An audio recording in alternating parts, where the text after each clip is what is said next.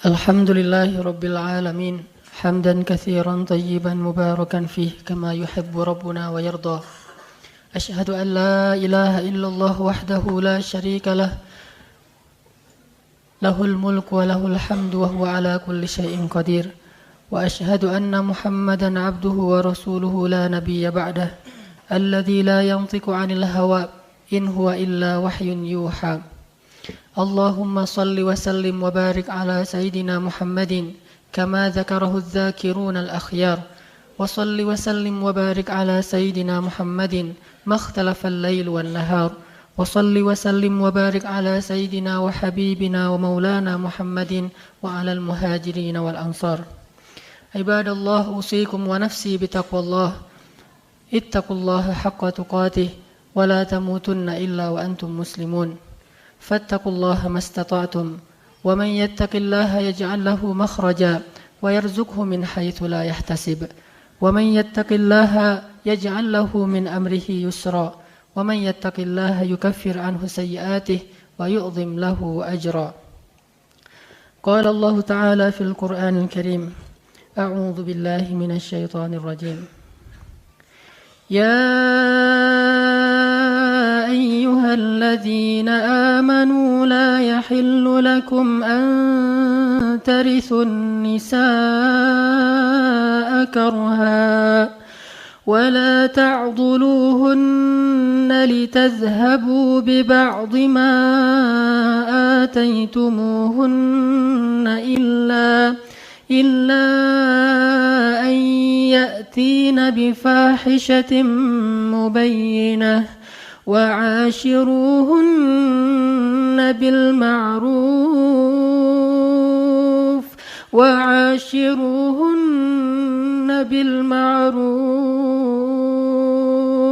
وعاشروهن بالمعروف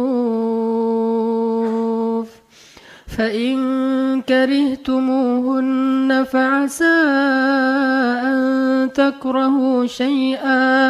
فعسى أن تكرهوا شيئا ويجعل الله فيه خيرا كثيرا Sadaqallahul Azim.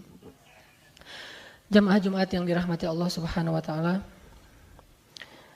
Dalam sebuah hadis Rasulullah sallallahu alaihi wasallam bersabda. Hadis ini diriwayatkan dari Abi Hurairah radhiyallahu anhu. Akmalul mu'minina imanan ahsanuhum khuluqan. Mukmin yang paling sempurna imannya adalah yang paling baik akhlaknya. Bukan manusia, karena kalau kita membahas manusia yang paling baik adalah yang paling baik akhlaknya, orang cenderung menjadikan hadis seperti itu sebagai alasan untuk tidak beribadah kepada Allah. Kan yang paling baik akhlaknya, bukan ibadah. Makanya di dalam hadis ini Rasulullah SAW seperti menjelaskan hadis sebelumnya. Hadis yang lebih populer. Khairun nas anfa'uhum linnas. Sebaik-baik manusia yang paling baik atau yang paling banyak manfaat bagi orang lain. Sebaik-baik manusia yang ada di dalam hadis itu tidak umum. Karena segala yang umum di dalam teks agama membutuhkan teks lain untuk mengkhususkannya. Sehingga tidak boleh menyimpulkan suatu teks umum lalu mengambil sebuah pelajaran ataupun fatwa. Kalau kita hanya berdasarkan hadis yang pertama, sebaik-baik manusia adalah yang paling baik akhlaknya, maka orang akan berkata, kalau gitu bukan yang paling banyak ibadahnya, maka ibadah tidak perlu. Kalau gitu bukan yang paling getol dakwahnya, maka dakwah tidak perlu. Kalau gitu tidak perlu berjihad, tidak perlu membaca Al-Quran dan seterusnya. Ternyata hadis itu masih umum. Dan dipersempit, diperjelas, diperkhusus oleh hadis yang lain yang ada di dalam kitab Riyadhus Shalihin, salah satunya bahwa Rasulullah SAW bersabda, Akmalul mu'minina imanan, mukmin yang paling sempurna imannya, ahsanuhum khuluqan, yang paling baik akhlaknya. Maka yang dimaksud dengan hadis yang pertama, sebaik-baik manusia adalah sebaik-baik manusia di antara orang-orang yang beriman. Sebaik-baik manusia di antara orang-orang yang beriman adalah yang paling banyak manfaatnya bagi orang lain. Jamaah Jumat yang dirahmati Allah Subhanahu wa taala. Akmalul mu'minina imanan ahsanuhum khuluqan, kata Nabi. Mukmin yang paling sempurna imannya adalah mukmin yang paling baik akhlaknya. Wa khiyarukum khiyarukum linisaikum. Dan sebaik-baik kalian adalah yang paling baik akhlaknya terhadap perempuan-perempuannya, terhadap istri-istrinya. Bisa disimpulkan dari hadis ini, mukmin yang paling sempurna imannya dilihat bagaimana sikap dan akhlaknya kepada istrinya. Sebaik-baik seorang laki-laki bukan yang paling baik kepada temannya, bukan yang paling baik kepada tetangganya, bukan yang paling baik kepada partner bisnisnya. Kalau mau melihat laki-laki sejati, baik atau tidak, maka lihatlah bagaimana akhlak dan sikapnya terhadap istrinya di rumah. Khiyarukum khiyarukum li ahlikum wa ana khiyarukum li ahli, atau khairukum khairukum li ahlikum wa ana khairukum li ahli. Sebaik-baik kalian wahai laki-laki adalah yang paling baik untuk istrinya, dan aku yang paling baik untuk istriku di antara kalian. Sengaja saya mengangkat tema ini di dalam khutbah Jumat, karena khutbah Jumat atau majelis Jumat ini adalah momen yang paling berharga bagi para laki-laki untuk belajar Islam lebih banyak. Seandainya mengangkat tema-tema yang lebih umum, maka mungkin kita mendengar tema-tema itu dalam taklim, dalam majelis-majelis ilmu yang lain. Tetapi ada satu tema khusus yang sangat tepat diangkat ketika khutbah Jumat, yaitu tema bagaimana seorang laki-laki harusnya memperlakukan istrinya di rumah, memperlakukan keluarganya di rumah, memperlakukan pembantunya di rumah. Bagaimana seorang rijal bukan hanya dilihat ketangguhannya ketika dia berada di luar rumahnya, tetapi ketangguhannya adalah ketika dia bersabar dan menahan amarah terhadap gangguan atau kekurangan yang didapati dari istrinya. Jamaah yang dirahmati Allah Subhanahu wa taala, di dalam surat An-Nisa ayat 19 Allah Subhanahu wa taala berfirman, "Wa 'ashiruhunna bil ma'ruf." Ini perintah. Dan sebagian besar perintah di dalam Al-Quran itu bermakna wajib. Dan sebagian yang lain bermakna sunnah, tergantung dengan teks yang ada di sebelahnya. Wa 'ashiruhunna bil ma'ruf. Maka perlakukanlah istri kalian dengan cara yang baik. Maka memperlakukan istri dengan cara yang baik, hukumnya fardu ain. Wajib bagi setiap suami. Wajib bagi setiap laki-laki. Bersabar terhadap kekurangan dan gangguan istrinya, hukumnya wajib bagi setiap laki-laki. Seperti wajibnya sholat, walaupun kedudukannya berbeda-beda di antara satu amal dengan amal yang lain, tetapi secara hukum keduanya sama-sama wajib di sisi Allah Subhanahu wa taala. Wa 'ashiruhunna bil ma'ruf. Maka dari perintah ini agar seorang laki-laki bersikap baik kepada istrinya, jika seorang wanita menitikan air mata karena kejahatan suaminya, maka itu termasuk di antara dosa besar bagi seorang suami. Jika seorang perempuan datang kepada seseorang mengadu tentang perihal dirinya yang dizalimi oleh suaminya, maka Allah Subhanahu wa taala yang akan menjadi hakim di antara mereka. Disebutkan dalam sebuah kisah, dalam sebuah hadis yang sahih, ada seorang ulama di zaman sebelum Nabi Muhammad SAW. Ada seorang ulama ahli hikmah sedang berjalan di tengah malam, tiba-tiba melihat seorang perempuan di luar rumahnya menangis. Dia menangis dengan suara yang sangat keras. Kemudian ulama ini mendekat kepada perempuan yang ada di luar rumahnya, bertanya, "Ya amatullah, wahai ibu, kenapa ibu menangis? Apa yang terjadi?"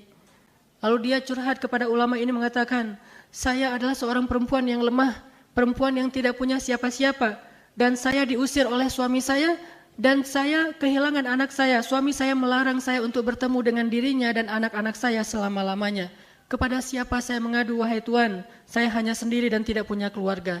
Kemudian ulama ini mengatakan, "Ya amatullah, bukankah Allah itu sebaik-baik hakim? Dan Allah selalu berpihak kepada perempuan-perempuan yang terzalimi oleh suami-suaminya. Mengadulah kepada Allah, karena Allah maha mendengar bahkan setiap langkah-langkah semut."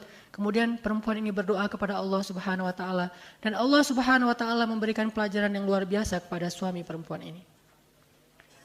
Istausu bin nisa'i khairan. Perlakukanlah perempuan itu dengan cara yang baik, kata Nabi. Sesungguhnya perempuan diciptakan dari tulang rusuk laki-laki. Dan tulang rusuk yang paling bengkok adalah yang paling atasnya. Jika kalian terlalu keras terhadap perempuan untuk meluruskannya, maka kalian akan mematahkan tulang itu. Tetapi jika kalian membiarkannya, maka dia tetap dalam kebengkokan. Apa maksud dari hadis ini?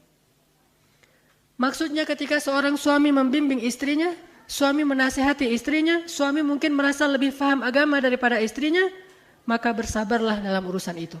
Janganlah kita memaksa seorang istri, seorang perempuan berpikir seperti laki-laki.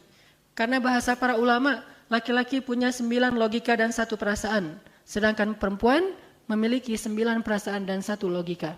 Sehingga yang lebih dominan dalam dia berpikir itu adalah perasaannya. Kadang seorang laki-laki tidak menyadari kalau dia telah menyinggung perasaan istrinya. Lalu kemudian dia mengatakan itu hal sepele, kenapa kamu tersinggung, kenapa kamu marah dan seterusnya dan seterusnya. Itulah fitrah wanita, itulah fitrah perempuan. Dan jangan memaksakan mereka berpikir seperti kita. Jangan memaksakan mereka melihat sesuatu itu sepele seperti pandangan seorang laki-laki. Dari angle-nya seorang suami. Kalau kalian memaksakan hal itu, kasar taha, maka kita telah mematahkan tulang rusuk kita sendiri. Artinya menyakiti perasaan perempuan. Tapi kalau kalian membiarkannya, mudah-mudahan Allah memberikan kebaikan dari sisi lain kepada kalian pada wanita itu. Jamaah yang dirahmati Allah Subhanahu wa taala. Marilah kita perhatikan beberapa kisah bagaimana Rasulullah sallallahu alaihi wasallam bersabar memperlakukan istrinya sebagaimana perintah Allah. Karena Rasulullah sallallahu alaihi wasallam adalah orang yang paling baik dalam mengamalkan Al-Qur'an. Sehingga kalau kita membaca satu ayat Al-Quran, lalu mau pengen tahu bagaimana mengamalkannya, lihatlah sunnah Rasul, lihatlah sirah Rasul, lihatlah kisah-kisah Rasulullah SAW. Dan beliau bukan cuma teladan dalam urusan ibadah, tetapi beliau juga teladan dalam urusan akhlak. Dan akhlak salah satunya adalah akhlak beliau kepada istri-istrinya. Wa'ashiruhunna bil ma'ruf. Perlakukanlah istri kalian dengan cara yang baik. Tanya kepada kisah bagaimana Rasulullah SAW memperlakukan istrinya. Bagaimana sabarnya Rasulullah terhadap istrinya. Padahal beliau jauh lebih mulia daripada kita. Beliau lebih dicintai oleh Allah daripada kita. Bahkan namanya disandingkan bersama nama Allah dalam kalimat syahadatain. Harusnya beliau mungkin lebih gengsi daripada kita untuk bersabar terhadap istrinya. Tetapi lihatlah kisah-kisah yang sangat luar biasa kesabaran Rasul. Ar-rifku, lemah lembutnya Rasul terhadap istri-istri beliau. Salah satunya dikisahkan bahwa suatu malam Rasulullah SAW sedang dimarahi oleh 2 orang istrinya. Salah satunya adalah Aisyah dan yang keduanya adalah Hafsah. Satu anaknya Abu Bakar As-Siddiq, yang satu lagi anaknya Umar bin Khattab. Aisyah dan Hafsah sedang marah kepada Rasulullah SAW. Sampai suara kedua perempuan ini terdengar keluar rumah Rasulullah SAW. Sementara suara Rasul sama sekali tidak meninggi, tidak ditinggikan suara Rasul. Suara mereka di atas suara Rasul, teriak di hadapan Rasulullah. Bayangin seorang istri berteriak memarahi suami seolah-olah suami ini terdakwa, seolah-olah suami ini orang yang pendosa besar sehingga suaminya hanya diam saja diteriaki oleh istri-istrinya. Dalam keadaan seperti itu tiba-tiba terdengar suara Umar bin Khattab memberi salam mau bertamu ke rumah Rasulullah. Assalamualaikum. Mendengar suara Umar memberi salam, maka kedua istri Nabi langsung lari masuk ke dalam kamar. Rasulullah membukakan pintu, Umar masuk, kemudian Rasulullah tersenyum. Umar bertanya, ya Rasulullah, suara siapa tadi yang saya dengar berteriak-teriak di hadapanmu? Suara perempuan yang mana? Kata Rasulullah, ya Umar, sesungguhnya tadi mereka memarahi saya. Tetapi ketika mereka mendengar suaramu memberi salam, mereka kemudian menjadi takut dan mereka masuk ke dalam kamarnya. Rasulullah tersenyum. Umar lalu marah dan berteriak ke arah kamarnya istri-istri Rasul. Wahai istri-istri Rasulullah, wahai perempuan-perempuan, apakah kalian merasa takut kepada Umar bin Khattab dan tidak takut kepada Allah dan Rasul? Tiba-tiba terdengar suara dari dalam kamar. Aisyah menjawab, wahai Umar, kami takut kepadamu karena engkau ghalidun syadid, karena engkau seorang laki-laki yang kasar lagi keras. Sedangkan Rasulullah orang yang lemah lembut. Pengakuan istrinya sendiri. Wahai perempuan, kalian takut kepada Umar dan tidak takut kepada Allah dan Rasul? Kata mereka, ya karena kamu adalah seorang laki-laki yang keras lagi kasar, sedangkan Rasulullah orang yang lembut. Kemudian Rasulullah tersenyum, Umar pun berbicara dengan Rasulullah, selesai urusan pada malam itu. Lihat bagaimana Rasulullah memperlakukan istrinya. Sama sekali Rasulullah tidak mengatakan, apakah kalian berteriak di hadapan saya sementara saya Rasulullah? Tidakkah kalian menghormati saya padahal saya suami kalian? Selain suami saya juga seorang nabi, seorang pembawa risalah, seorang pembawa Al-Quran. Apakah kalian memperlakukan saya seperti ini sementara saya adalah kekasih Allah? Rasulullah sama sekali tidak mengangkat ayat-ayat dan hadis-hadis tentang ini. Siapa kita yang mau mengangkat hadis-hadis tentang suami di hadapan istri kita? Kita banyak mendengar hadis-hadis tentang suami. Seandainya seorang perempuan, seandainya aku boleh menyuruh seorang manusia sujud kepada manusia, maka akan aku suruh seorang perempuan sujud kepada suaminya. Ini kita hafal di luar kepala kita. Kemudian hadis yang lain kita katakan seandainya seorang perempuan menjilat seluruh tubuh suaminya dengan nanah dan darah yang ada di tubuh suaminya, dijelati semuanya untuk dibersihkan, sungguh itu tidak bisa mengurangi atau membayar sedikit pun dari jasa suami kepada dia. Kita hafal lagi hadis itu. Kemudian ketika kita marah kepada istri kita, kita keluarkan hadis-hadis itu di hadapan istri kita agar dia berhenti marah. Sementara yang memiliki hadis itu, yang mengucapkan hadis itu, tidak pernah mengatakannya di hadapan istrinya. Ini hal yang unik. Bukankah hadis itu ucapan Rasulullah SAW? Tetapi Rasulullah sendiri tidak pernah mengatakan hadis itu di hadapan istrinya. Beliau mengatakan hadis itu di hadapan para laki-laki yang lain. Beliau mengatakan hadis itu di hadapan perempuan-perempuan yang lain, bukan di hadapan istrinya. Untuk memberi pelajaran kepada para perempuan. Adapun di hadapan para suami, beliau menyampaikan hadis-hadis tentang hak para istri. Ini adilnya Rasulullah SAW. Tetapi untuk keluarganya sendiri, istri Rasulullah, kalaupun tahu hadis ini, pasti tidak tahu dari Rasulullah. Taunya dari para sahabiat, dari istri-istri sahabat.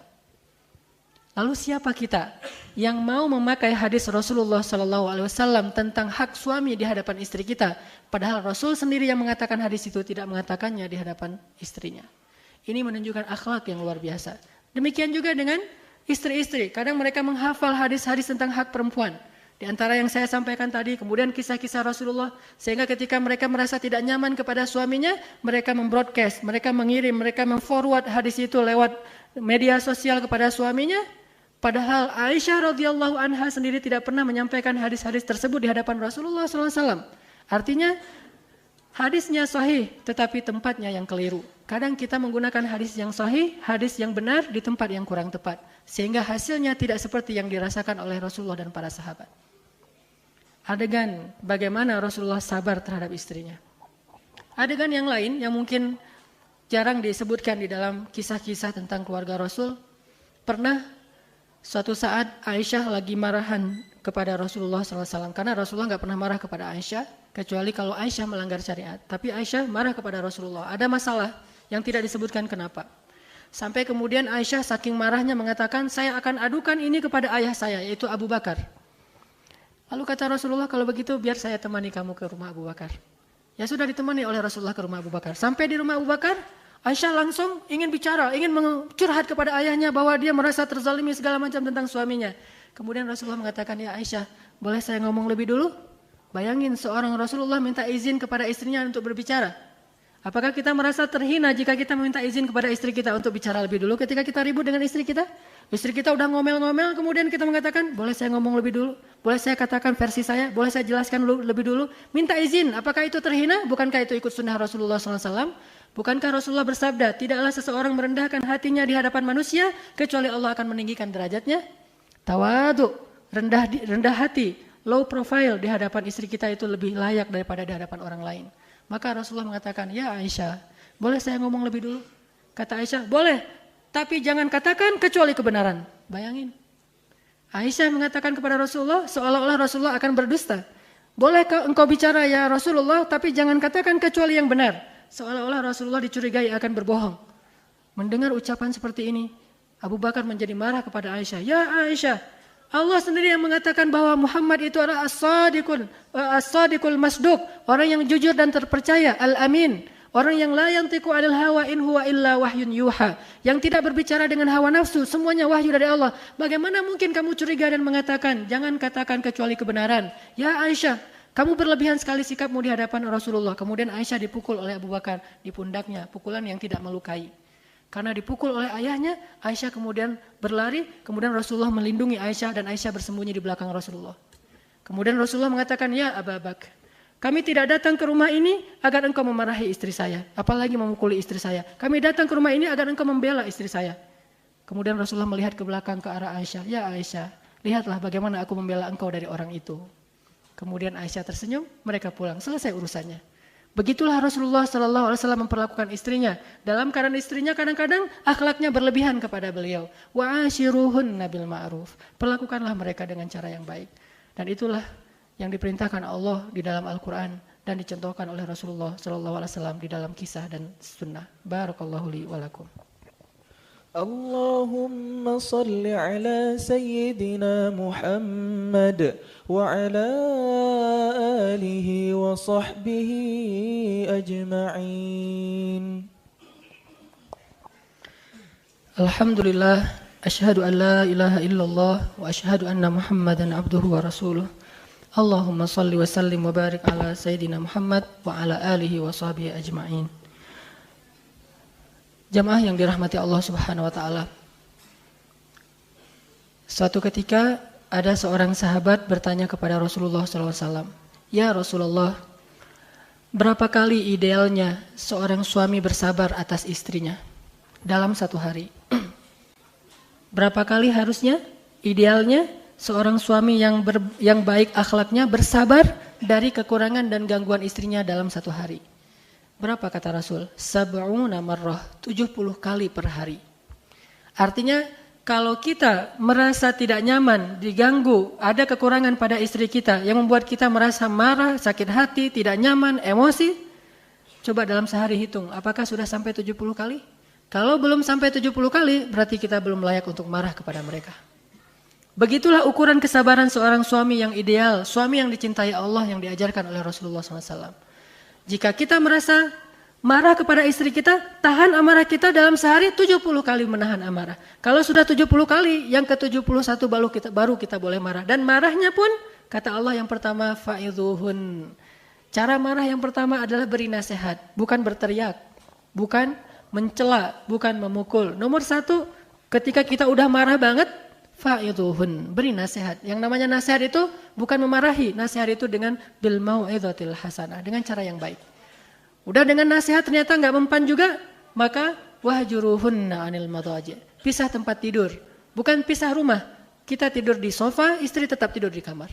Bukan istri disuruh keluar dari kamar apalagi keluar dari rumah. Bahkan Nabi bersabda, haram bagi seorang laki-laki membiarkan istrinya keluar dari rumah kecuali jika istri itu berbuat fahsya atau berzina, selingkuh. Di dalam Al-Quran juga Allah jelaskan, gak boleh kita mengusir istri kita dari rumah kita, apalagi kalau rumah itu milik bersama, bahkan kalau rumah itu hanya milik kita sendiri, tidak boleh mengusir istri dalam keadaan apapun kecuali istri itu berbuat zina. Maka cara pisah tempat tidur yang diajarkan dalam sunnah itu adalah Nabi yang keluar dari kamar, tidur di sofa, tidur di ruang tamu, istrinya tetap tidur di kamarnya yang nyaman. Ini marah. Marah yang ketiga baru fadribuhun, baru memukul mereka dengan pukulan yang tidak melukai dan menyakiti.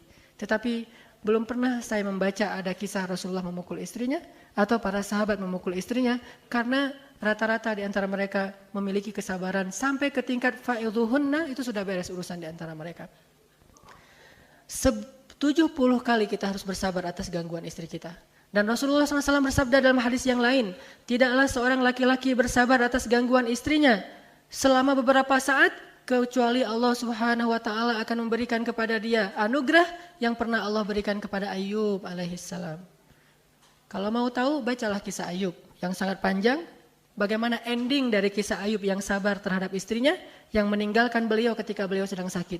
Siapapun yang sabar atas perlakuan buruk dari istrinya, kata Nabi, maka Allah akan memberikan kepada dia karunia seperti yang Allah berikan kepada Ayub alaihissalam. Bahagialah seorang suami yang diberikan seorang istri yang solehah, dan berbahagialah seorang suami yang diberikan kesabaran untuk menghadapi istri-istrinya. Karena sesolehah apapun seorang perempuan, dia adalah manusia. Seperti Aisyah radhiyallahu anha yang dicintai oleh Allah, dapat salam langsung melalui Jibril. Seperti Hafsah yang ketika Nabi pernah menceraikan Hafsah, Allah mengutus Jibril untuk merujuk Hafsah. Ya Muhammad, rujuklah Hafsah. Sesungguhnya Hafsah itu istrimu di dunia dan di akhirat. Istrimu di dunia dan di surga. Sesolehah Hafsah, al-sawwamah qawwamah, yang ahli puasa dan ahli salat malam, tetap aja melakukan kesalahan yang ditegur oleh Allah di dalam surat At-Tahrim. Semua mereka adalah manusia, sama dengan halnya kita. Kita juga manusia yang kadang berbuat salah, yang apalagi kesalahan mereka itu adalah fitrah dari Allah, kebengkokan yang ada pada diri mereka atau perasaan mereka. Isbiru wasabiru, bersabarlah dan kuatkanlah kesabaran. Bagi yang belum menikah, bekalilah diri kita dengan kebijaksanaan, dengan kesabaran, dengan akhlak mulia, sehingga ketika nanti Allah menganugerahkan kepada kita seorang istri, jadilah seorang waj'alna lil muttaqina imama. Mudah-mudahan nasihat yang sederhana ini bisa hari ini juga kita amalkan dalam kehidupan kita. Pulang dari masjid saat kita selesai sholat Jumat ini, kecuplah kening istri kita, doakan mereka, karena doa seorang suami yang baru selesai sholat Jumat sangat diijabah oleh Allah Subhanahu Wa Taala. Ketika kita datang ke rumah kita, doakan istri kita, kecup keningnya, belai rambutnya, dan katakan, ya Allah, jadikanlah istri ini istri yang solehah, istri saya di dunia dan di akhirat insya Allah. Allahumma ghfir lil muslimina wal muslimat wal mu'minina wal mu'minat al ahya'i minhum wal amwat. Allahumma ghfir lana dhunubana wa liwalidayna warhamhuma kama rabbayana shighara. ربنا آتنا من لدنك رحمة وهيئ لنا من أمرنا رشدا واجعل لنا من كل ضيق مخرجا ومن كل هم فرجا ومن كل عسر يسرا ربنا هب لنا من الصالحين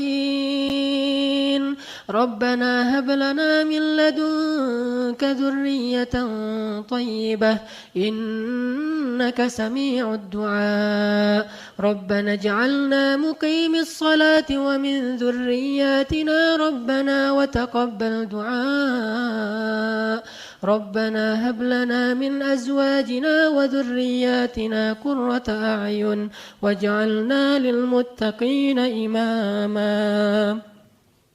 اللهم انصر الإسلام والمسلمين اللهم انصر المسلمين في فلسطين اللهم انصر المسلمين في سوريا اللهم انصر المسلمين في العراق اللهم انصر المسلمين المستضعفين في رهينيا اللهم اجعل بلدنا هذا إندونيسيا بلدا آمنا وارزق أهله من الثمرات يا رزاق ربنا آتنا في الدنيا حسنة وفي الآخرة حسنة وقنا عذاب النار.